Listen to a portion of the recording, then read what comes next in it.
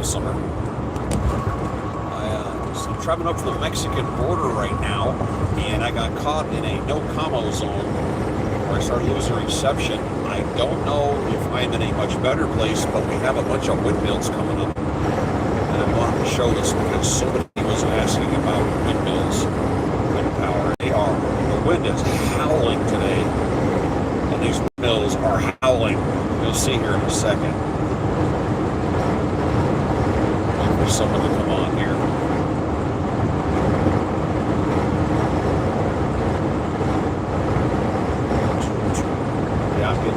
My gas mileage is down to 14.7. Blah.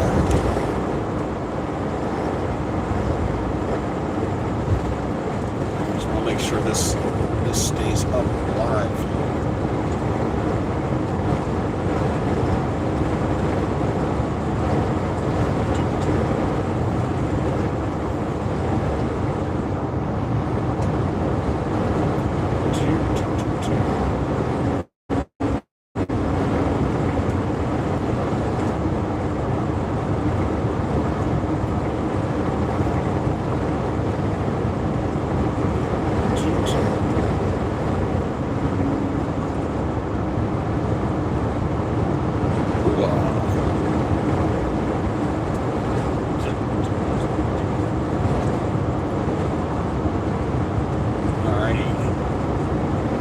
Drove through a no communication zone, and now I'm back, and somebody was asking about windmills, and look what's coming up here on our left, and these go to the horizon. You can't see it. Oh crap, this bear. Only one guy.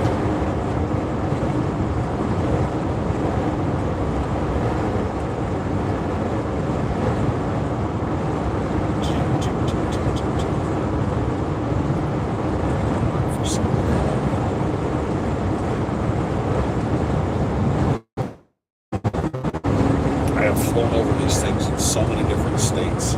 It's crazy. All right, someone earlier today had asked about windmills and wind power. Well, take a look to the left there. These go to the horizon. I can't even see the end of this line over here. These giant wind-powered stations. From what research I did on these a while back, it seems that wind generators during their peak efficiency, which you can define that any way you want, will produce enough electricity to power 500 homes at any one given moment. But I can't, I'm turtling up right now, and I can't even see the end of the line of these things. But take a look at that. If I get a chance up here, I'll pull off and turn the camera sideways at it. But these blades are incredibly long, and you'll see them going down the highway on trailers, just the blade, the fiberglass blade. They have to carry one blade at a time, and it's an way oversized load. We'll get up here and I'll see what they look like up close. Well, thank you. Yeah, but that is the solar power of this area. They don't just put these up willy-nilly. They put them places where they know they're going to get a lot of wind and a lot of reaction, and they turn with the weather. And at night, you ever see these at night? They're all lit up with red light. They all blink like in unison, and it looks kind of cool because in the distance you can see how far they go. And they don't put up one or two; they put up hundreds of these things. And during the course of my job, I've actually delivered components to these people, and they don't say they're in service; they say they're energized. I said, oh, this one is not energized yet. Now let me get up here and I'll pull off when I get close enough to it. We're in a close spot. There's some power lines. But like I said, I'm turtling up here in the cockpit, and I can't see the line of these. I have no idea how far this goes. I'm about 15 miles south of the town of, it's like Refugio, Texas. And there's probably hundreds of these right here. But let me get up here and away from this guy. Whoa, knocked around here. Oh, that would have been a good place to pull off, but no. All right, I'm gonna pull off here just for a second. of that guy. Plenty of room to go by. Whoa. Refugio Tech. Yeah, that's the place. Let me see here. Let me park right here. Got the flashers on. Get this open a little bit. All right, hold on here. All right, pull here, pull like that. Take a look right there. You see that little mountain of them? Kind of goes off. You can't see because of the roll of the hill, but this goes back quite a long distance. And those things are way bigger than they look if you get up close to them. Just the one blade is massively. Calling Wisconsin got. Oh, I don't know what that means. Hold on. I had some people asking about solar power here in Texas, and they do have it, and they have it in huge fields, and they're constantly trying to get up to speed here. Hold on. Nobody coming up behind me? And they're constantly growing. They put those up, and I've heard pro and con for them, but in the event of massive power failures, they always work. I mean, unless they ice up, which happened recently. But that's what that is. I talk about different things on here going down the road, and one thing I talked about, it was about a year ago, was my grandfather, something my grandfather did. And I like to say to the crowd that's my age and older, something my grandfather did in life, who's no longer with us on my dad's side, but he did something that affected all of us from 1936 until 1974. My grandfather was the guy that got to pick the toy that went in the Cracker Jacks box.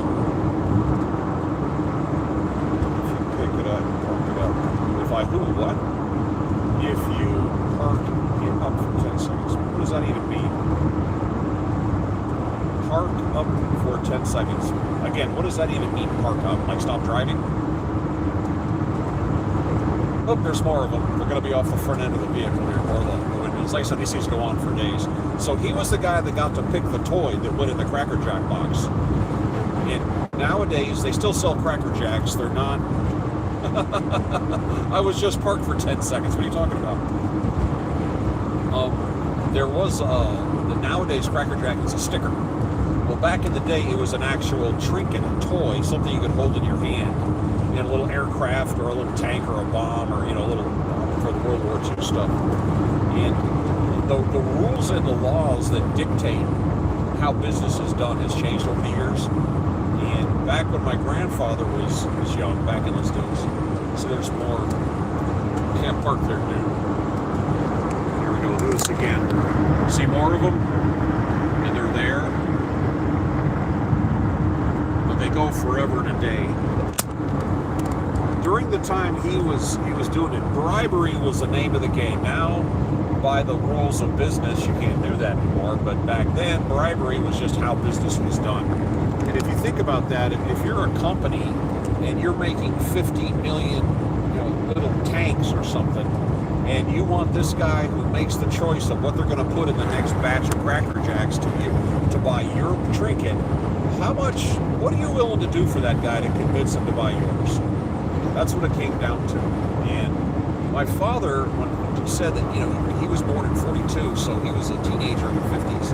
And he said he never understood why a random person would show up at their front door occasionally and have him sign something and hand him either a set of keys to a car,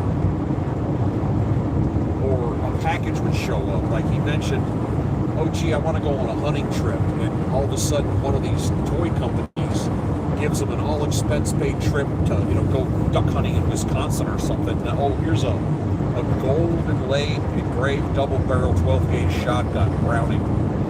Stuff like that. That's kind of how that went down. He said that, my dad said in the 50s and into the early 60s, every few years they'd get a new car. That just, somebody would show up with a set of keys, here you go. They used to go on vacations down to Miami. That was a thing back then for people living in the south side of Chicago.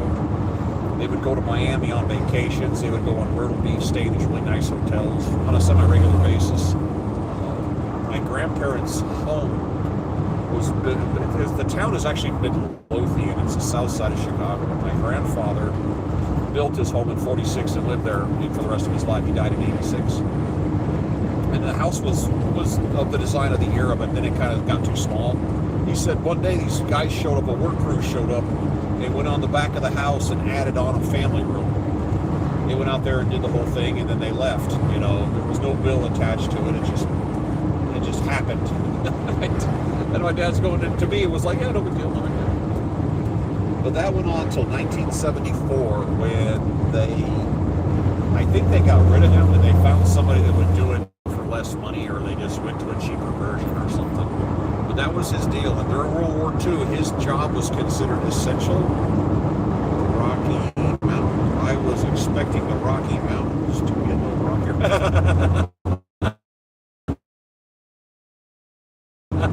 This is way better than that. Here we go, more of that. Let me pull this out here.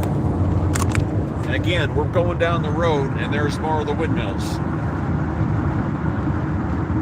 And these things are everywhere out here. Back to mountain. Put my power source back in here. Hold on a second. Sorry. When I'm transmitting, when you broadcast, it really puts the works on the battery.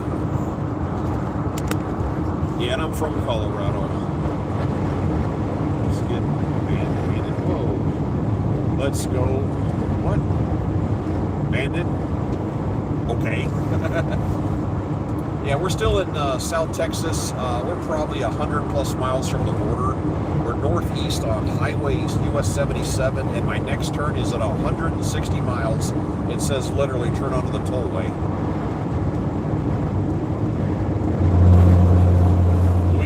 Louisville and Boulder, as in Boulder, Colorado. I drive through Louisville all the time, but I'm actually from Fort Collins, Colorado, where I grew up. But I've been living down in the Houston area for the last 25 years. So I guess I gotta call this Houston area home at this point. But this is more of the flatlands and the sagebrush of Texas. If you look over here, there's a set of train tracks running parallel to us. A lot of rail traffic out here. Not a cloud in the sky. Yesterday it was coming down here, it was solid overcast. So it switched up today.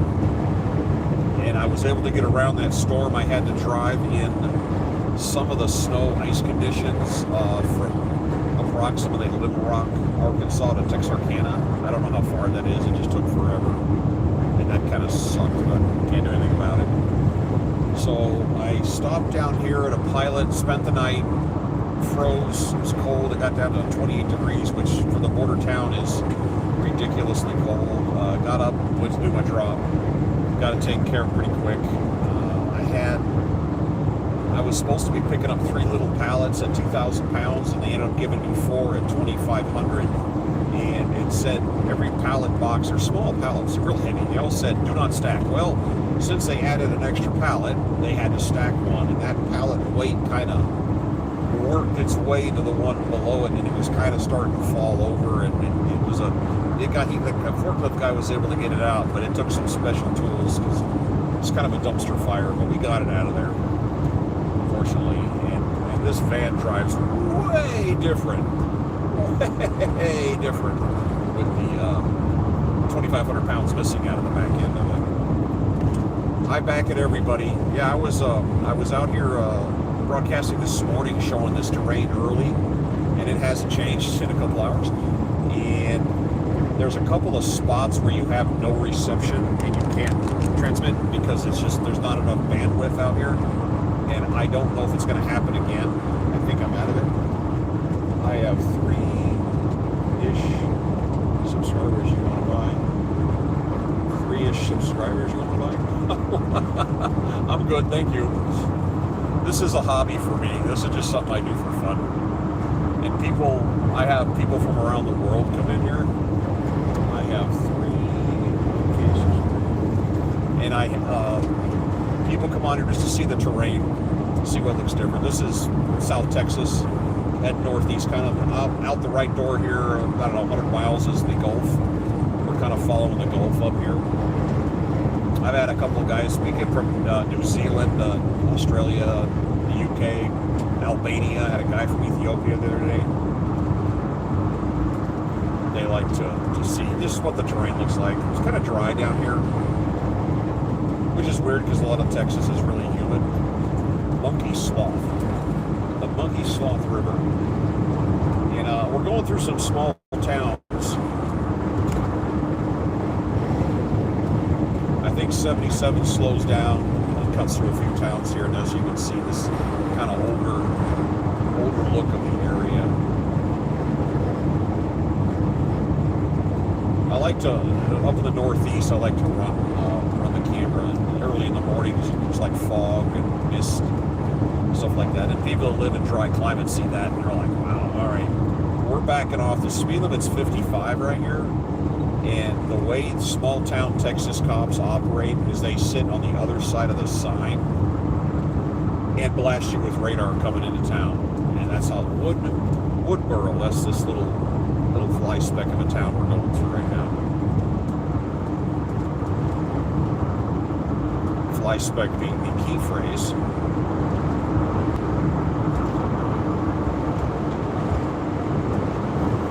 So since that's the game they play, you got to watch out. And once you leave town, you can speed back up and you'll leave fine.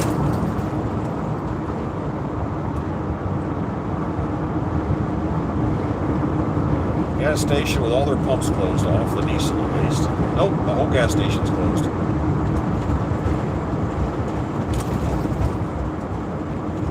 And a DQ, that's all you need for a town.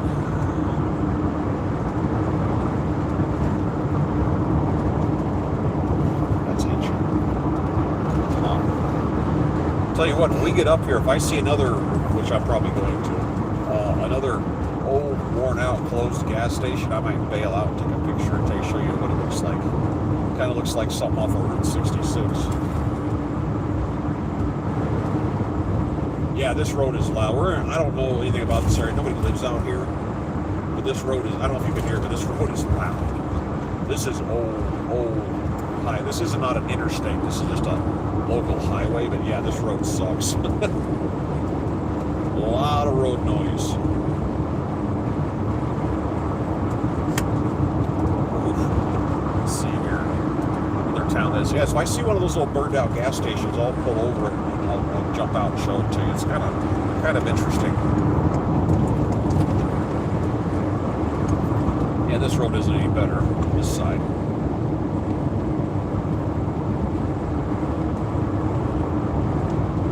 It's the surface. I don't know what this is made out of, but they don't do this kind of stuff anymore, this hot asphalt, but it's starting to separate from age.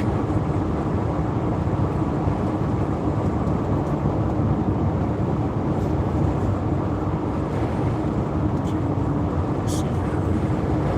So we're running parallel to the train tracks over here. That'd be kind of cool if a train came along.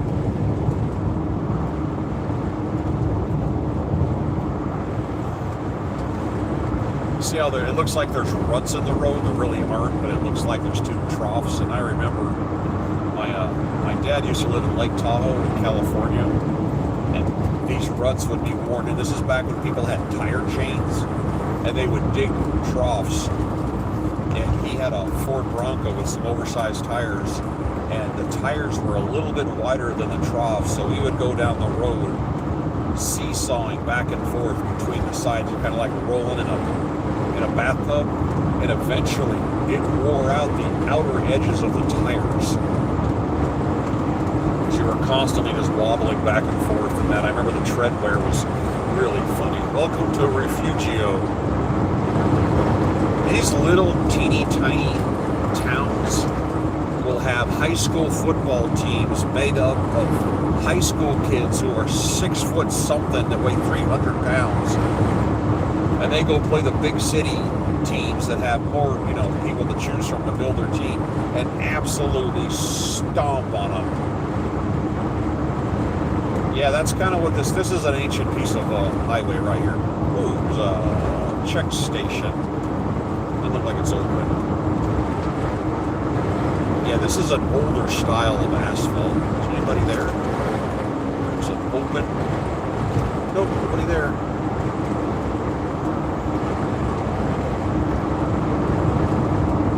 Yeah, on these old country roads, you'll see a lot of this. But this area doesn't get enough traffic. You see that car right there? You see that roof rack? Kind of decorative roof rack stand up. If you have one of those on your car and you're not actively using it, take it off, because aerodynamically speaking, that is a dumpster fire. That absolutely demolishes your aerodynamics and therefore causing you more money on fuel because of the wind resistance.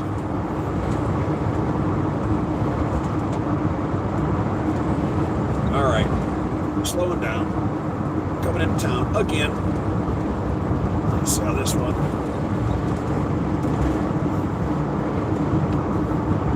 Alrighty, it's a tall church steeple.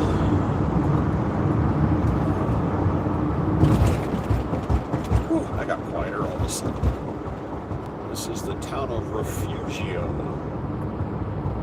3 bodies in there back in 2008. Yeah, if you buried them back then, ain't nobody gonna find them. Now you walk 50 feet off the road, bury a body, it's gone. I take that back. 20 feet off the road. Population 2890. They found that many people to hang around in this little town, did they? And this is, and there's the speed trap. You hear that? Every little town has their collection of money grabbers. Man, that road was rough, but it's in the middle of nowhere, and they don't have a lot of heavy weather out here, so nobody really pays attention to it. Boy, this is a worn out little town. All these closed businesses. I'm gonna silence that. All right, we'll see where he's sitting. He's up here somewhere.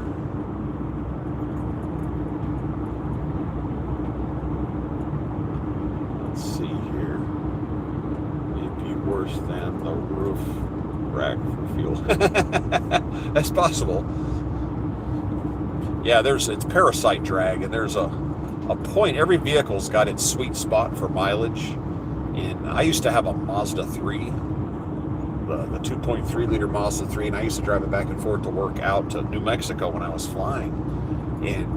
And you get out in the open, the speed limit's 85 out in the wide open spaces. And that car would get 33 miles per gallon at 83, but at 84 it dropped to like 28.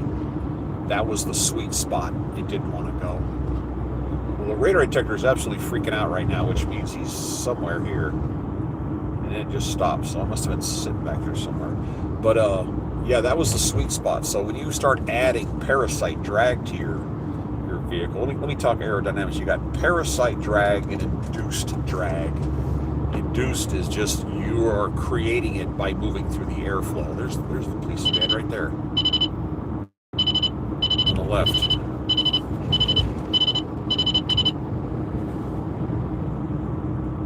The policeman. Holy smokes, hemp, smoke, and vape. That's a good name. And look, the DQ and on the left, the DQ and the Whataburger. The two things you got to have in every Texas small town. I see somebody saying hi down there. The lighting's kind of off. I can't see the name. All right, now we're going to drive out of town and we're going to go back up to speed. Hopefully the roads are different.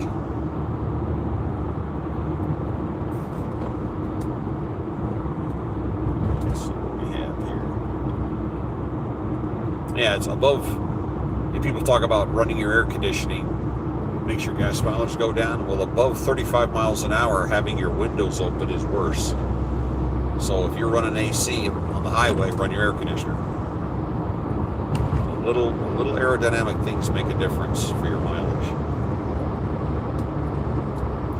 I've seen a lot of these vans, people put auxiliary lights and all this stuff and strap stuff on the roof, and all that stuff is eating air. 55, let's pick it up a little bit, and that was town. Yeah, I remember that business back there, the for sale sign. This is the road I came down on yesterday. All right, over height load detected. I guess there's a low bridge up here, and there's some kind of sensor that tells you if you're too tall and you can't fit under the bridge, and they're trying to wave you off. Yes, Victoria, 41 miles. That's the only big town between here and Houston, which is 150 miles away. We'll go by that, and it's home free. It says I'm going to get home around 3:30. Hopefully, I'm not going to get killed in Houston traffic. If I can get right in front of it, it may help. And I'll show you what Houston looks like under normal circumstances, unlike yesterday, where it was an absolute free-for-all and there were no cars on the road, which was wonderful. Earlier today when I was on here, I was telling people about the Loretta Church in Santa Fe, New Mexico, where a guy installed a carpenter walked into town in 1870s and installed a church stairwell that is a masterpiece of artwork. A wooden circular stairwell that just twirls up, and the only thing you can compare it to is a slinky. Take a slinky, stand it on it, and pull. It looks like that. It's just a freestanding, free-floating circular stairs that go up with nothing holding it up other than it's up. There's no center post to it. And the finished product didn't have any nails in it. And then the guy disappeared. He never got paid. They never saw the guy again. So the local town said, well, at least we can pay for the wood. They went to the sawmill. And the guy said nobody ever came in here. And they didn't know where the wood came from. And here in the last few years, they DNA tested the wood, and it came from Eastern Europe / Siberia. Well, where does a guy in 1870 find wood from Siberia to build a church in Santa Fe, New Mexico? You know, you can't really. How do you wrap your head around something like that? All right, now we're going straight northbound. Again, there's off to the side we've got farmland that is farmed out for the season. Ooh, it looks like cotton. I guess that's what that is because I'm seeing remnants of it. There we go. Bring that back up. There we go. Okay, this road's a little better. Newer asphalt. That stuff back there was pretty ancient. I've driven bits and pieces of Route 66 out in Arizona, Nevada, and it's kind of away. The parts I was on were kind of away from towns, kind of going cross country, but people go out of their way to go on it, and it looked just like that road back there. So that's probably a 75-year-old topic. Kentucky. No, we are in South Texas, of all places.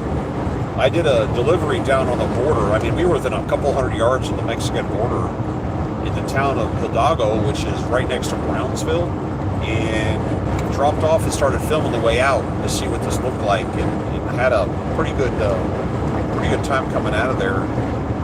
This area just goes on forever. We're working our way back to Houston. And the terrain, if you look, it's mostly dry, but there's little splotches of green because of some of the rain. But normally this area is brown and tan and khaki, and that's it. But this is the flatlands of South Texas.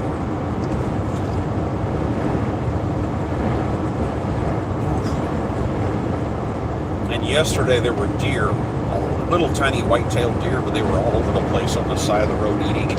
I always honk at them, they don't pay attention. But I just want them to know we're here. And I just, a minute ago, I called my dispatch and put myself out of service. I'm not loaded right now. And I got to go home. I'll be home for about a week or so. I got some VA stuff I got to go do. A couple doctor's appointments. Some married guys understand this. The honey-do list, I don't get that. I have an itinerary. She's got my whole schedule worked out for me. Got some projects to get done and whatnot, and what I'll do is in about a week is I'll put myself back in service and wait and see what happens. And it can be a little bit challenging getting out of Houston, but basically catch the first thing you can, head back to the northeast, and then give me a Indiana or Pennsylvania run, I'll grab it, whatever. Oh, there's a train on the other side over here, you see it coming. Turn this a little bit. You got a train. kind of slow, it looks like. Miscellaneous cars. Boy, that one could use a rust bath.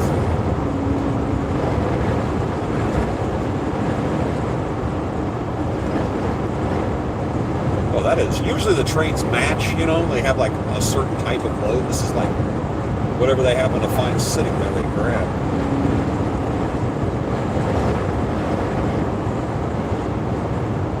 Not a lot of graffiti, a little bit. That's an art form. Yeah, and like I said, no caboose. They did away with the cabooses, which are caboose-I, you should call it.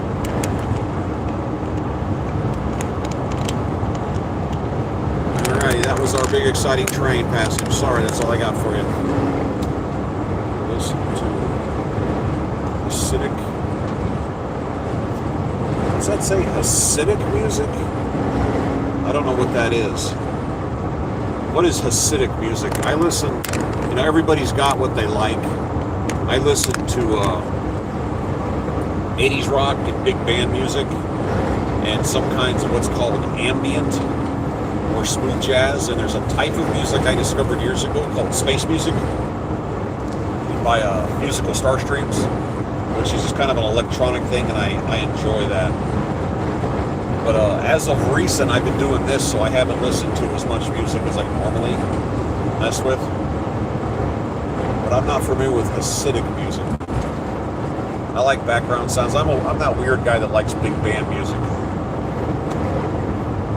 When I stop at the pilots and the Flying J, when I do my showers on the road, you build up shower credits by buying fuel. You get a credit. You go in. The showers are nice. They clean them out. It's a little private room.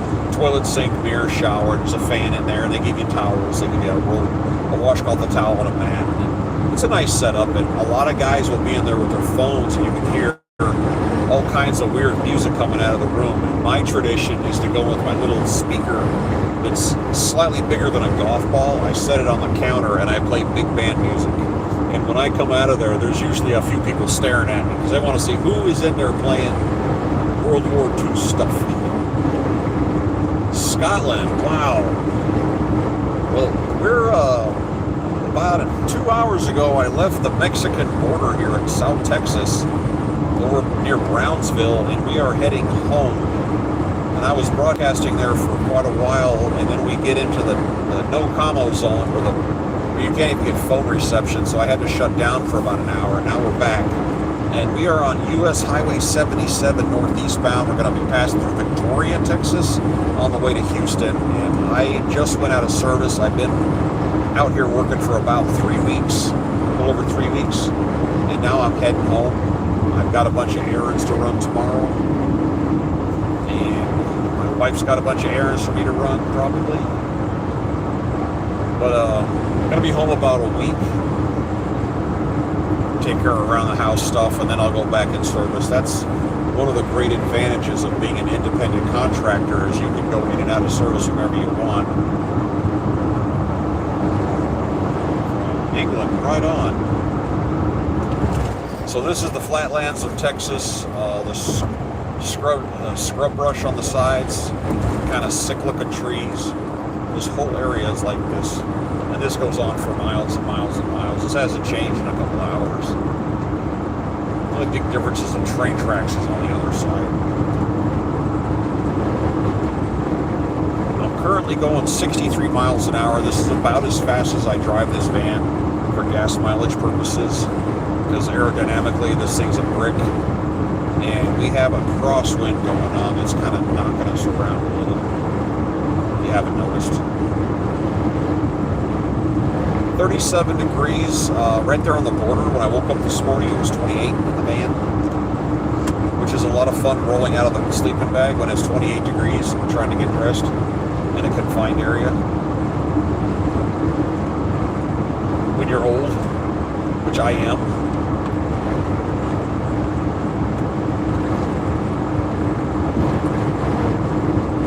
The northeast part of the country where it snows, they use salt, except for Michigan. They use salt, and salt will tear your vehicle up if you don't get it rinsed off. It's not just the body, you've got to get underneath, even the framework. and I'll take it to a car wash with a high pressure hose and rinse everything off. Hello from Massachusetts. It's 15 inches of snow. That Friday afternoon, I left north of Milwaukee, Wisconsin with this heavy load of stuff I had on board and drove until I dropped. Went down through Wisconsin, Illinois, I think is it Missouri? And then into Arkansas. And I started falling asleep, and about the time I hit Memphis as I turned west on 40.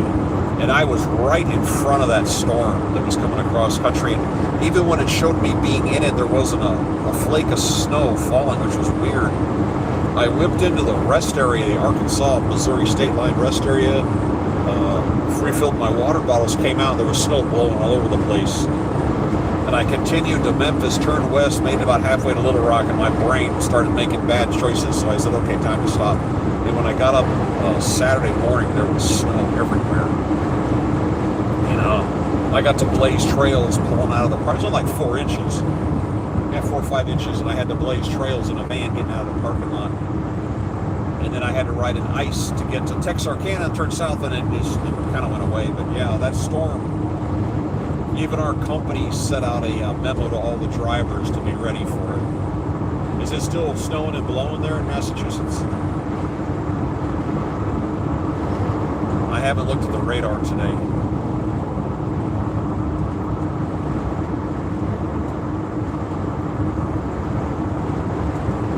Yeah, but that was rough. Some funny looking cows on the right. Okay, now we're back to the loud roads again.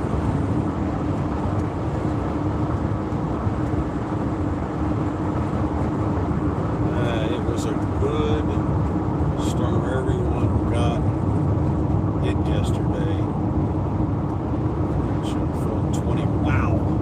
Yeah, when I left Milwaukee, I have a photograph. It was 10 below zero. The standing temperatures when I drove off. That was like, whoa.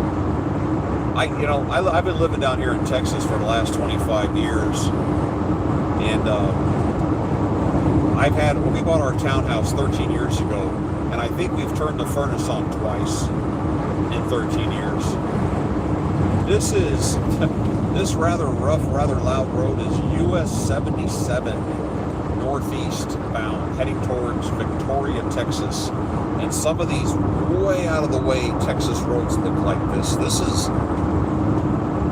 This looks like something out of the 1960s. This would be great if it was icy because it would give you something to grip, but it is. I don't know if you could hear it over the speaker, but the road noise is absolutely incredible.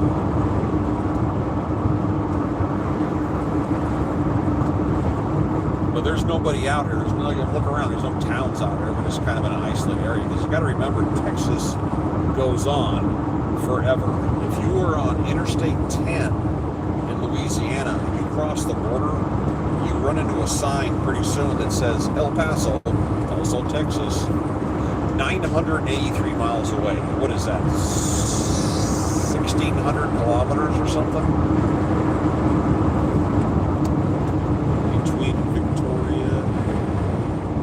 Driving from Windmill.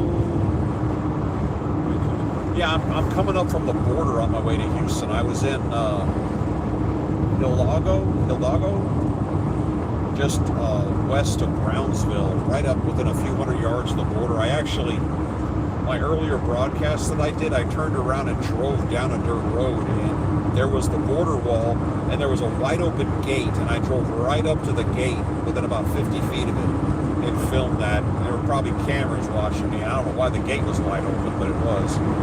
But I rolled up and filmed it without getting out of the van. And now I'm working my way back to Houston. I just went out of service. I'm going to hit Victoria, and I don't know if they're going to put me on 59 or what, but it may just leave me on 77. This goes through little towns occasionally, these little kind of old, worn-out Texas country towns. I'm just hoping I can get up here a little bit ahead of the traffic. It's showing arrival at my place at 3:30 30, which I'm hoping that means I hit the outskirts of Houston in 2. And very much hoping that gets me in front of the traffic, if that's physically possible. To be seen.